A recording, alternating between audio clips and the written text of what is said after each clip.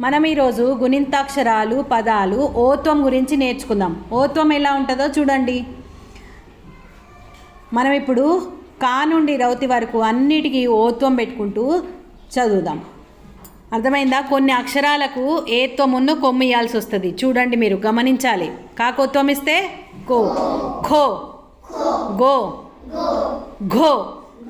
ఘాకి ఇవ్వాలి. ఏత్వం ఉన్న కొమ్ము పెడితే గో అవుతుంది. అదేవిధంగా ఘా, ఝా, మా, యాకు కూడా ఉంటుంది. ముంగడ చూద్దాం మనం. చో, ఛో, జో, ఝో. చూడండి, ఘాకి ఎలా ఇచ్చినామో జోకు కూడా, జాకు కూడా అలాగే ఇవ్వాలి. ఏత్వము కొమ్ము. ఝో, టో, ఠో, డో, ఢో, ణో, తో, థో, దో, ధో, నో. పాకు కూడా చూడండి మీరు. పా ఇచ్చేటప్పుడు మనము ఇలా ఇవ్వద్దు. ఇది రెండు విధాలుగా తప్పు. ఎలా ఇవ్వాలంటే దానికి కొమ్ము ఉంది కదా, అది పెంచి దానికి ఓత్వం ఇవ్వాలి. చూడండి, ఇప్పుడు మనం ఇక్కడ ఇస్తాము.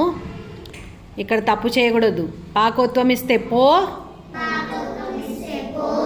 పో,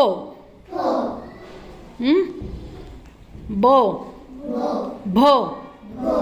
మాకు కూడా ఇప్పుడు మనం ఘా, జాకి ఎలా ఇచ్చినామో సేమ్ అదే విధంగా మాకు కూడా ఏత్వం కొమ్ము పెడితే ఓత్వం అవుతుంది. మో, యో. యాకు కూడా అదే విధంగా ఏత్వం కొమ్ము పెట్టి యో. రో, లో, వో, షో.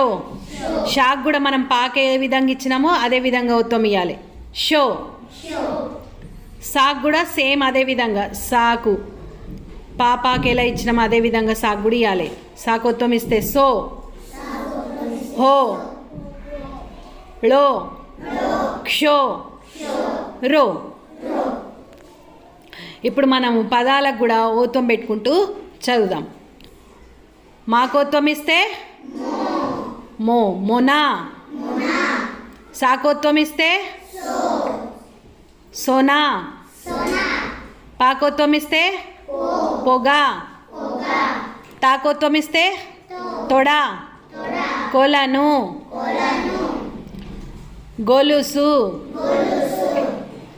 సొగసు, మొసలి,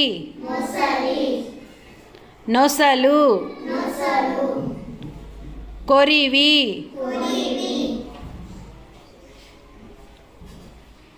కొలను నీరు, నెమలి సొగసు,